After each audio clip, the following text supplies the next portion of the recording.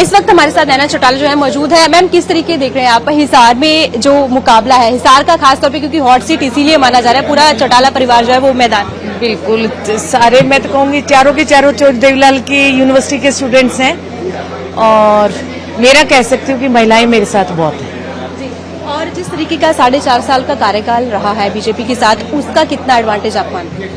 ये एडवांटेज तो दुष्यंत ने बहुत काम किए हैं, लोगों के बीच में जाके हम लोगों ने काम गिनवाए हैं अनेक तरह के, चाहे वो 14 फसलों पर MSP देने की बात हो, फसल खराबे का पैसा किसान के खाते में लाने की बात हो, हिसार एयरपोर्ट की बात हो, खरखोदा में मारुति प्लांट लाने की बात हो, 8% BCA को देने की बात हो, महिलाओं को 50% रिजर्वेशन की बात है, 33% जो है वो डिपो होल्डर्स की बात है।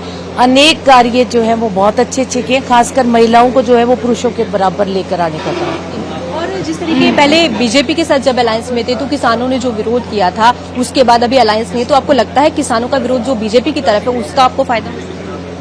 देखो, विरोध के लिए मैं कहूंगी कि वो किसान नहीं है, फर्स्ट डे से मैं कहती आ रही हूँ, वो नौजवान बच्चे हैं और वो कांग्रेस के बच्चे हैं सारे के सारे, वो किसान नहीं है। क्योंकि हमने इस चीज को फेस किया है कि 19 साल से 24 साल तक का बच्चा ही किसान क्यों है। जो उधड़ंगबाजी, किसान कभी उधड़ंगबाजी नहीं करता। एक आखिरी सवाल है मेरा, अब मुकाबलन आपको क्या लगता है? सभी पार्टियां मैदान में, आप अपने आप को कहां देखते? मैं तो जीत निश्चित लेकर चल रही हूँ, भगवान का नाम लेकर, बाकी ऊपर वाले को पता है, जो होएगा वो मंजूर है।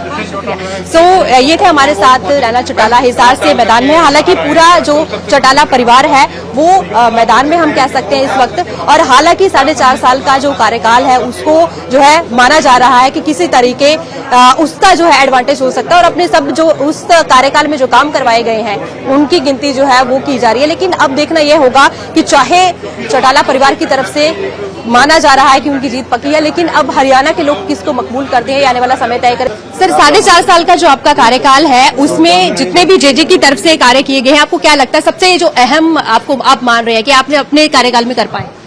मैं ये मानता हूँ लोग बदलाव चाहते हैं और बदलाव के लिए वोट की ताकत से चोट मारते हैं।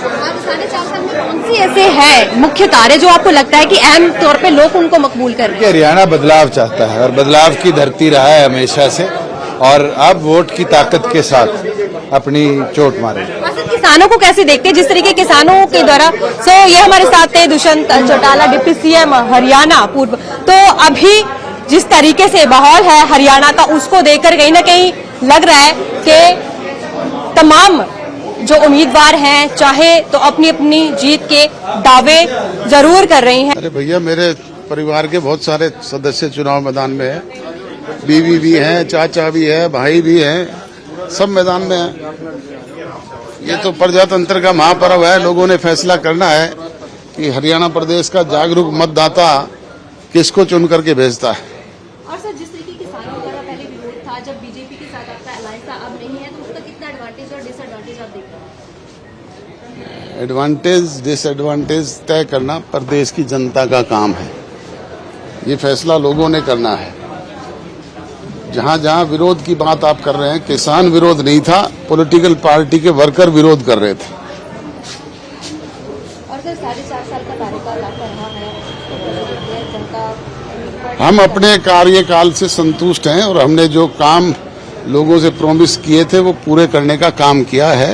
जो नहीं कर पाए उनको पूरा करने का काम आगे करेंगे। लोकतंत्र के इस महापर्व में वोट के अधिकार के साथ अपनी ताकत को बढ़ाने का काम करें। सभी वोटर्स बाहर निकले, गर्मी से डरे मत, ये गर्मी बदलाव की है और आप सबकी ताकत यही होगी कि आप अपने मत से इस देश का भविष्य लिखने का काम करें।